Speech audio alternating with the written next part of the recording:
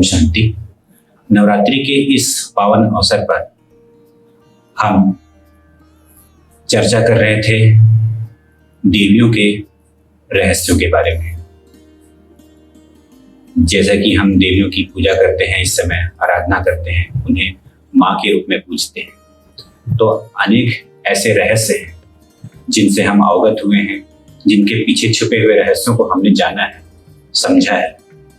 और देवियों की पूजा माँ के रूप में क्यों होती है और किस किस अलंकार में किस प्रकार होती है, क्या होती है, ये सब हमने जाना है, समझा है।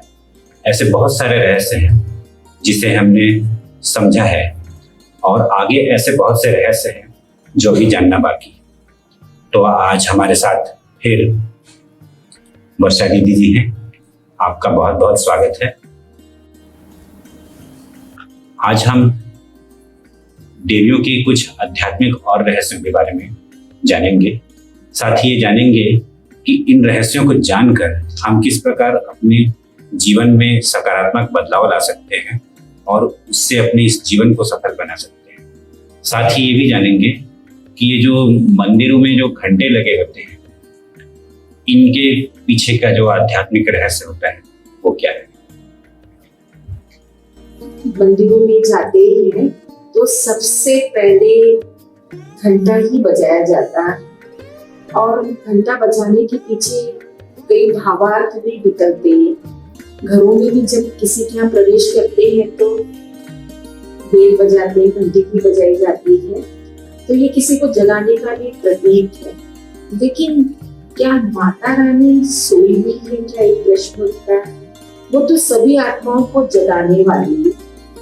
तो घंटा यदि हम देखते हैं तो घंटा का यदि हम देखें, स्वरूप देखें, तो अंदर से कोलार होता है और एक गुंजन जो होती है, गुंजन होती है। जैसे घंटा बजता है तो आपने नोट किया होगा कि उसकी जो ध्वनि होती है वो काफी जो है उसकी ध्वनि फैलती है, तो एक गुंजन के रूप का भी प्रतीक है। और ये हमें ये बात को सिखलाता है कि हमारे कर्म ऐसे होने चाहिए जो अनेकों तक वो कर्म का जो परिणाम का असर है वो पड़े। यदि मानो झूठ फरेब से वशीभूत होकर के कोई कर्म किया है तो उसका असर क्या पड़ेगा, उसका परिणाम क्या हो।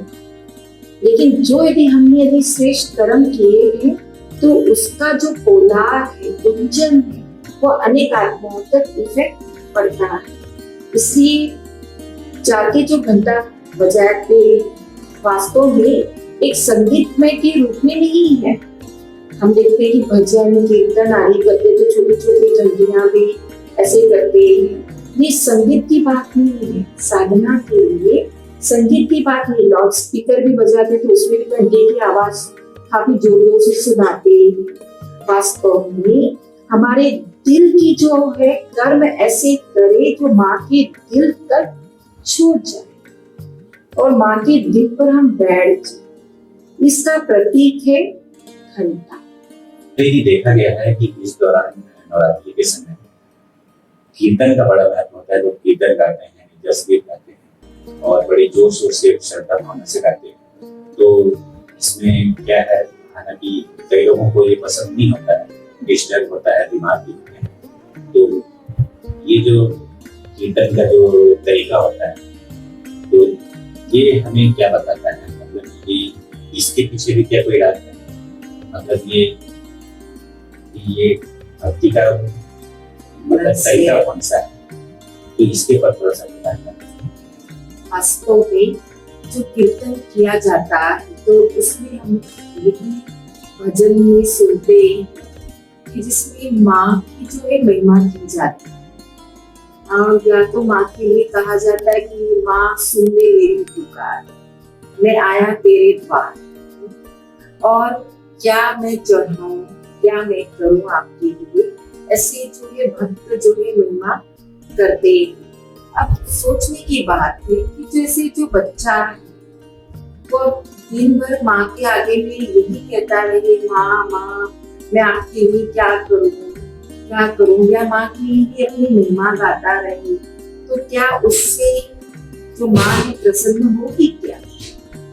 वास्तव में कीर्तन करना कोई खराब नहीं है, लेकिन आजकल जो विधि हो गई है कि बड़े जो डीजे बजाते हैं, लाउड स्पीकर करते हैं, तो यदि किसी की नींद डिस्टर्ब होती है, काफी कोई बुजुर्ग होते, बीमार होते, तो कहीं ना कहीं कुछ तो जो है कुछ तो कर्मों की धीरे गति बन ही जाती है।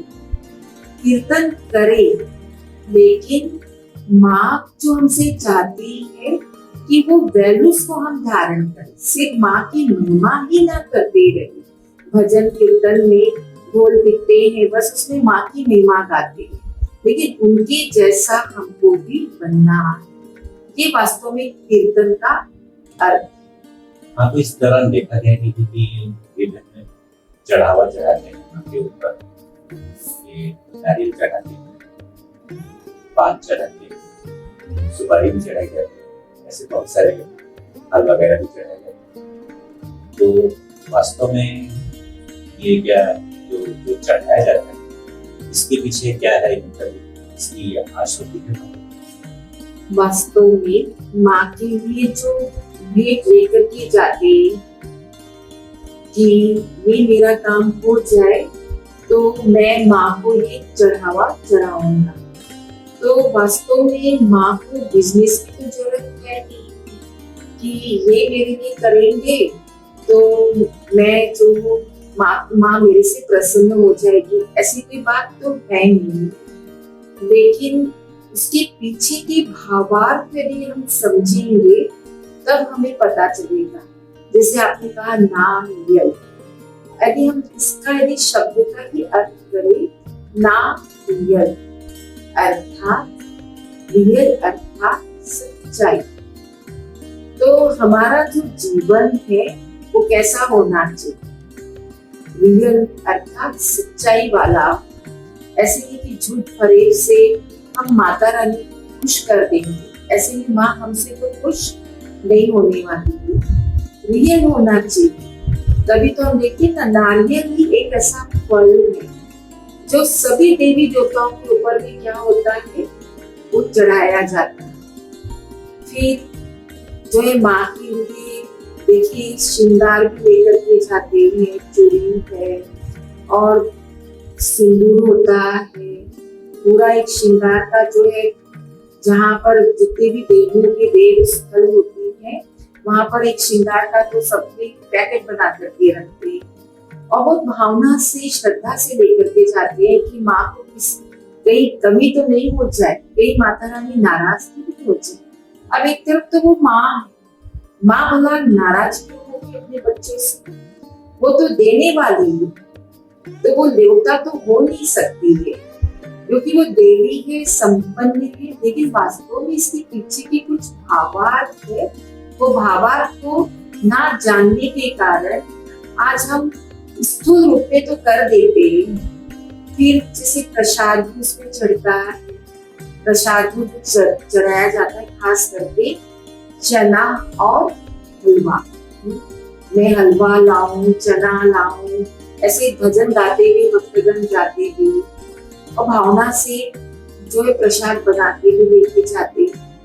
ये इस बात का प्रतीक है, चना जो एक हेल्दी डाइट का प्रतीक। और वैसे भी कहते हैं ना, सुबह सुबह गरम गरम हलवा खाना चाहिए। तो ये एक हेल्दी डाइट का अर्थात हमारे जीवन में ऐसी सकारात्मकता हो, पॉजिटिविटी हो, तो जिससे हमारा जीवन, क्योंकि हेल्दी डाइट अर्थात सकारात्मकता आनी चाहिए, ये इस बात का प्रतीक। फिर जैसे श्रृंगार भी हमने देखा है कि सिंदूर लेकर के जाती है, तो आप देखेंगे कि माता को भी सिंदूर वैसे भी ऑलरेडी कदा हुआ है और जो माँ है वो तो पूरा श्रृंगार से ही सुसज्जित है, लेकिन श्रृंगार में सिंदूर भी होता है। सिंदूर इस बात का प्रतीक है कि उनकी प्यूरिटी का, कि उनकी जो है वो किसी के साथ भी उनका कोई ऐसा संबंध नहीं है, एक परमात्मा के साथ ही उनका संबंध है।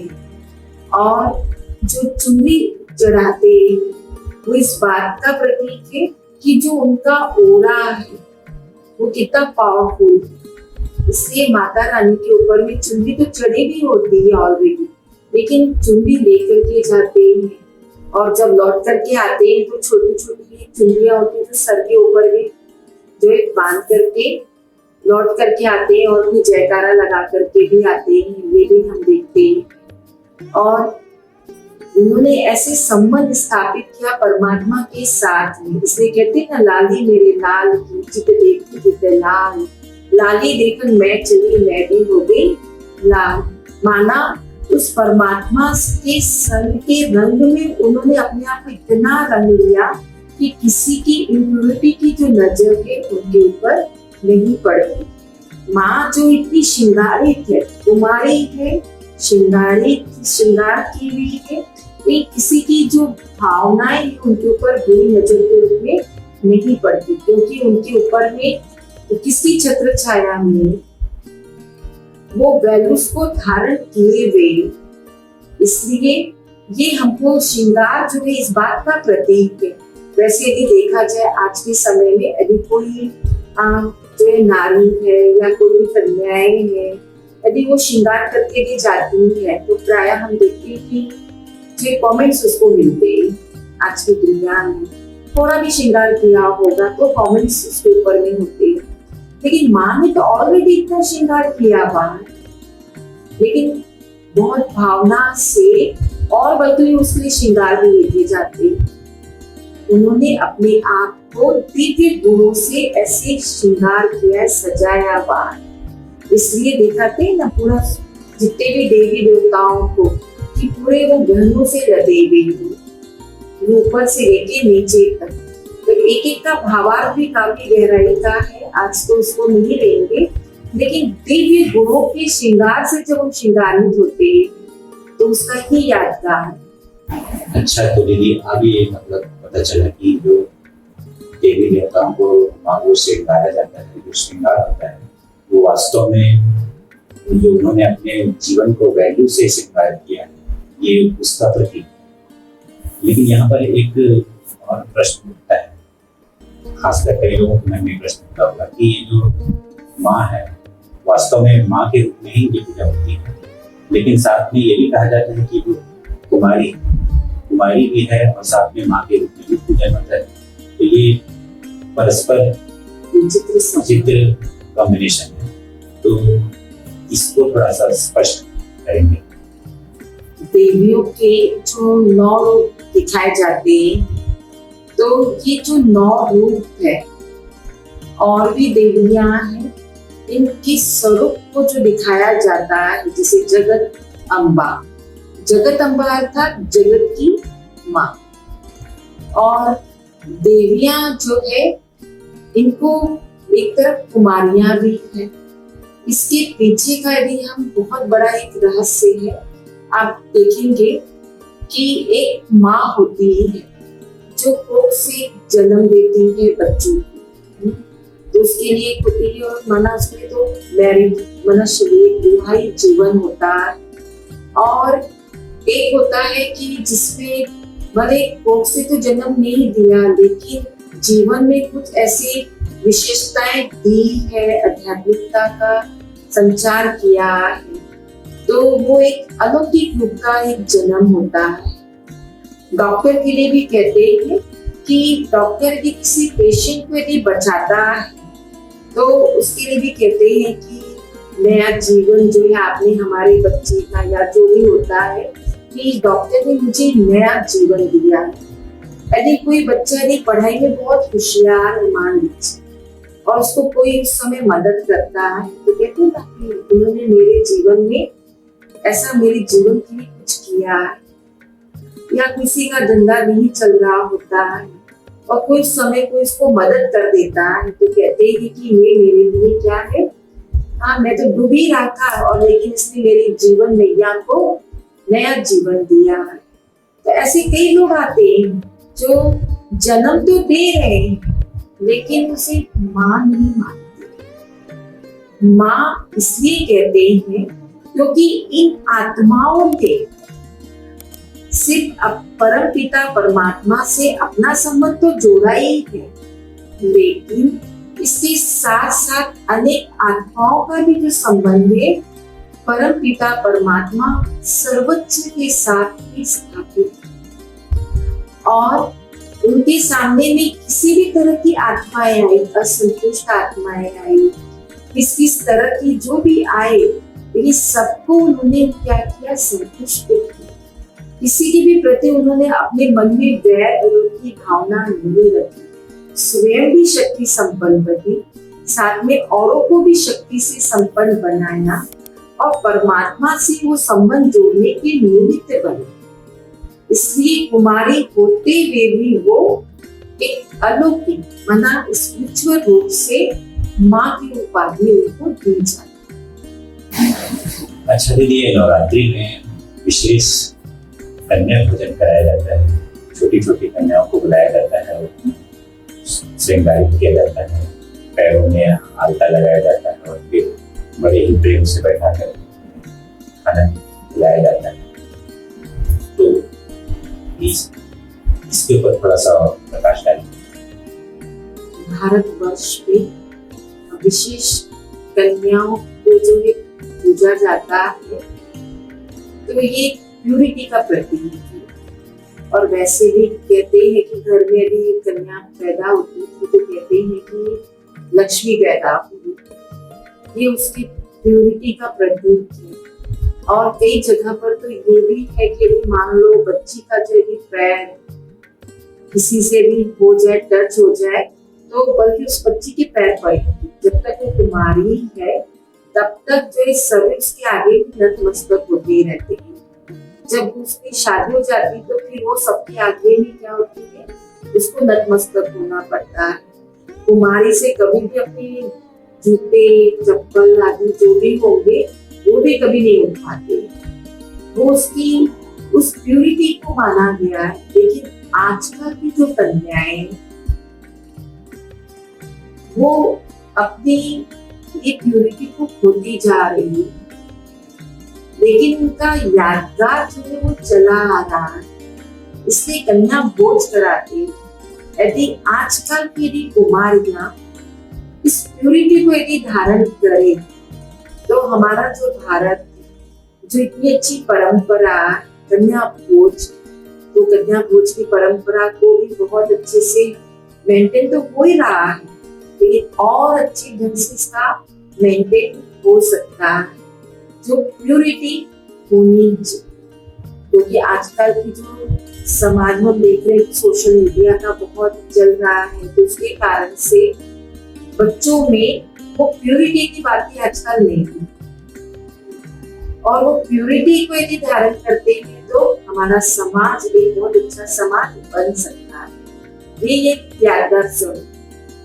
तो आज हम दीदी जी से सुन रहे थे नवरात्रि के उन रहस्यों के बारे में जो अब तक हम नहीं जानते थे। तो इन रहस्यों को समझकर अपने जीवन में उतारना है और इनके पीछे छिपे हुए अर्थों को अपने जीवन में उतारकर, मूल रूप में अपने जीवन में उतारकर अपने जीवन को बहुत ही अच्छे तरीके से सफल बनाना है और एक सफल मनुष्य बनना है। तो आज के लिए इतना ही, हमें दीजिए इजाजत। ओम शांति, नमस्कार।